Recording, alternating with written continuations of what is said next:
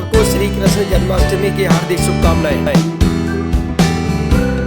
दोस्तों, श्री कृष्ण जन्माष्टमी का हिंदुत्व में बहुत महत्व है और यह पर्व पूरे देश भर में नहीं पूरे विश्व भर में धूमधाम से मनाया जाता है।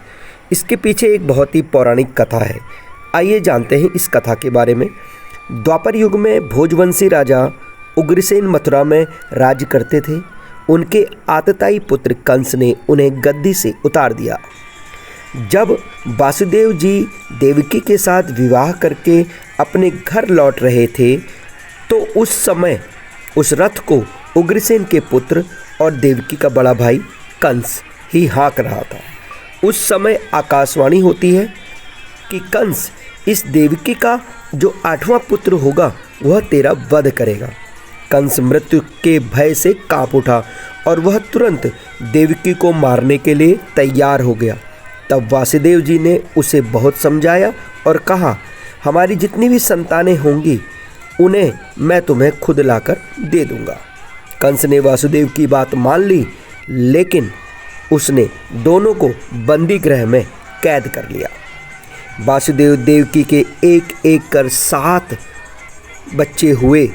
उन सभी को जन्म लेते ही कंस छीनकर मार डालता था।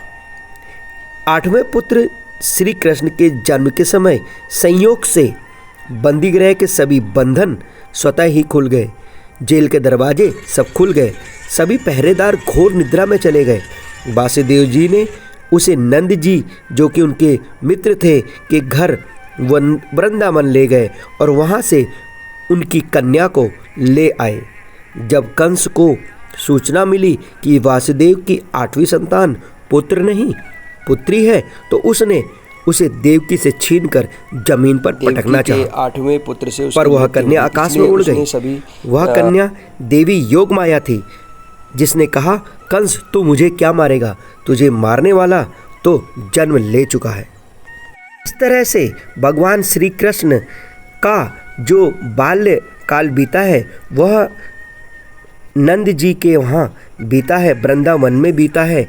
लेकिन जब वह बड़े हो जाते हैं और पूरी तरह से अपने माता पिता को छुड़ाने के लिए और कंस जो उसके मामा आतताई थे उससे पूरी मथुरा को मुक्त कराने के लिए वह उसे द्वंद्व युद्ध की चुनौती देते हैं और अंत में मामा कंस को मारकर मथुरा वासियों को स्वतंत्र कराते हैं।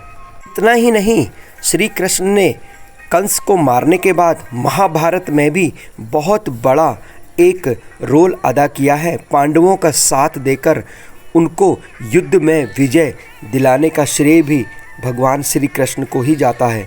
इसीलिए वह कहते हैं कि जब जब इस धरती पर दुष्ट आते हैं, दुष्टों का वास हो जाता है, तब तब मैं सन्यासियों की, ऋषियों मुनियों की और अच्छे लोगों की रक्षा के लिए जन्म लेता हूँ और मैं यह युगों युगों से करता चला आ रहा हूँ और युगों युगों तक करता रहूँगा।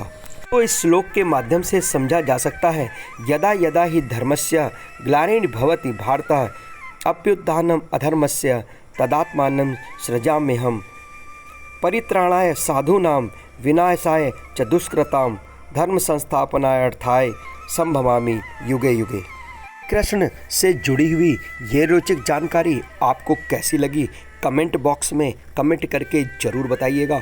और दोस्तों, हमारी डिस्क्रिप्शन में कृष्ण से रिलेटेड और व्रत से रिलेटेड और व्रत कैसे मनाएं, भगवान श्री कृष्ण कैसे प्रसन्न होते हैं, किन किन चीज़ों से प्रसन्न होते हैं, व्रत के समय किस तरह से पूजा करनी चाहिए, क्या मुहूर्त है क्या नहीं है, डेट वाद आदि की सारी जानकारी हमने यहाँ पर काशीपुर के प्रसिद्ध पंडित जी के माध्यम से आपको देने का प्रयास किया है। तो आप डिस्क्रिप्शन बॉक्स में जाकर इस वीडियो को ज़रूर देख लीजिएगा। Thank you. जय श्री कृष्ण।